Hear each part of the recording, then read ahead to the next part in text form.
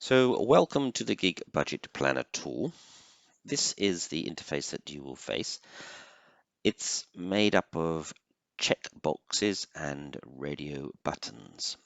Everything that you click in these check boxes or radio buttons will appear below this blue section here. So if we click how to save your planner, the instructions will appear there, deselect, and they disappear. Again, read disclaimer, disappears. So it's split into three sections, this section here with summaries and results, and these two sections in grey where we enter our expenditures. We have three clear buttons at the top of each section. So whenever we click these, it will clear whatever's below this blue section here, whichever you've selected. For example, if we just click household bills, it comes up. If we press clear, it disappears. So whatever we click first in this first column comes up first in the list. So for example, if we did add income and household bills, add income would be shown first, household bills would be second, and if we let's say we clicked pets, household bills and the pets would come at the bottom. Okay, so this comes in order how we select it. But if we clear this one, so there's nothing in the first one, household bills then come up first. And if we clear this one, then we see pets is first. Okay, so let's enter one expenditure. So let's go for household bills. Now, see index of expenditures here. If we click this, it will give us a list of what we've put in the drop-down menus of the expenditures. For example, all these headings, household, phone, insurance, etc., are all these here, household, phone, insurance. So these will give you an idea. For example, rent, obviously this will come under household. If we were looking for, let's say, groceries, here we are, groceries, food, housekeeping, motoring, vehicle tax, insurance tax. So these are all predetermined in your drop-down menus that you'll see in a second. So let's go for household bills. We click that and it appears here. There is a table that will appear here and it will auto-populate with everything that you add with your expenditures. Your expenditures, you have 4 here that you can put in, and if we scroll down there's another 4 expenditures which results in 8 different expenditures you can enter in this one. So as you fill in these expenditures it will self-populate. So let's go for one here. Let's go for rent. If you want to put something in that's not in this drop down menu, in this section at the bottom here, you can just type in anything that you want that's not in the drop-down menu, and it will appear up the top here as your first expenditure. So we're going to put rent, and we're going to allocate it. In our online budget workshops, we advise people to have 3 different accounts to allocate their expenditures to, which is a bills account, day-to-day, or savings. So people will be familiar with that if they've taken the budget workshop. But a rent is a bill, so let's put it under for bills for now. And let's say our rent is monthly rent here is £500 a month. Okay, so if we scroll back up, you can now see that our rent's entered under bills, £500 a month. Desired pay and cutbacks, we'll talk about that in a moment. So that's our rent.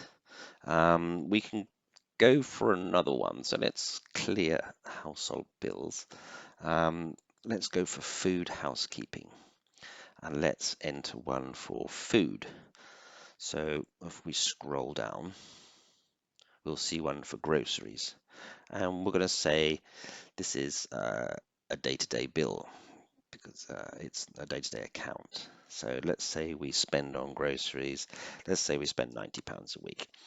It automatically works out your monthly figure here, which is £390.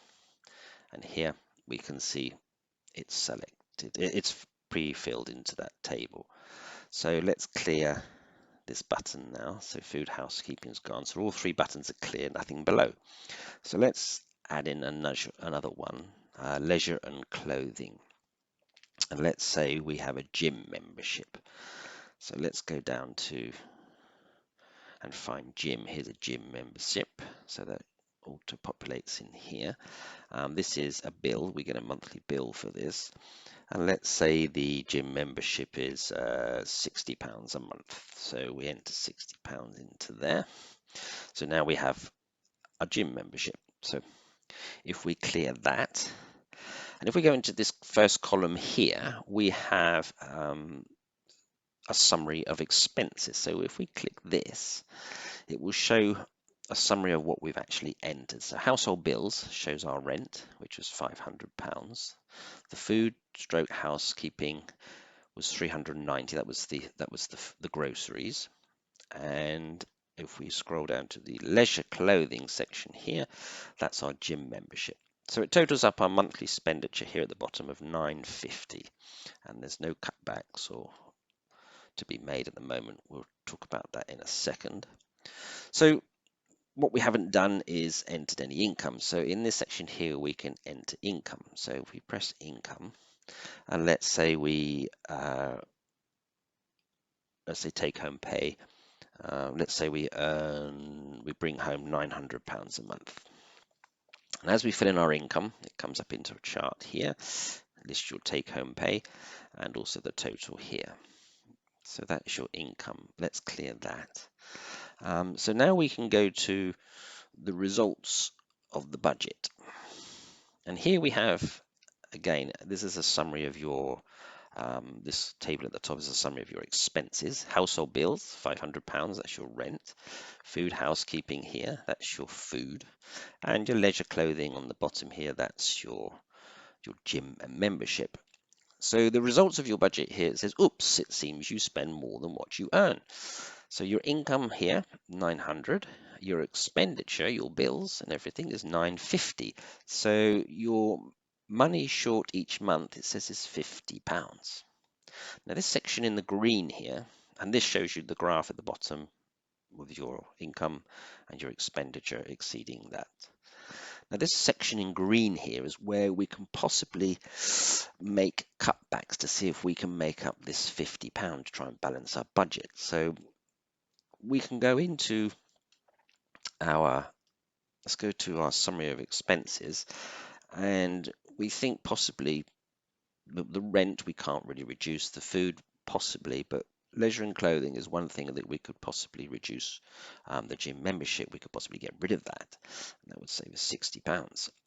So if we clear that and we go back to leisure and clothing, remember we did the £60 in. If we go down to this section here, it's got a desired monthly amount here. It's automatically defaulted into 60, which is the set amount at the moment. So if we decided we could possibly cancel the gym membership and we make that 0, then this is a potential cutback of savings of £60 listed at the bottom here.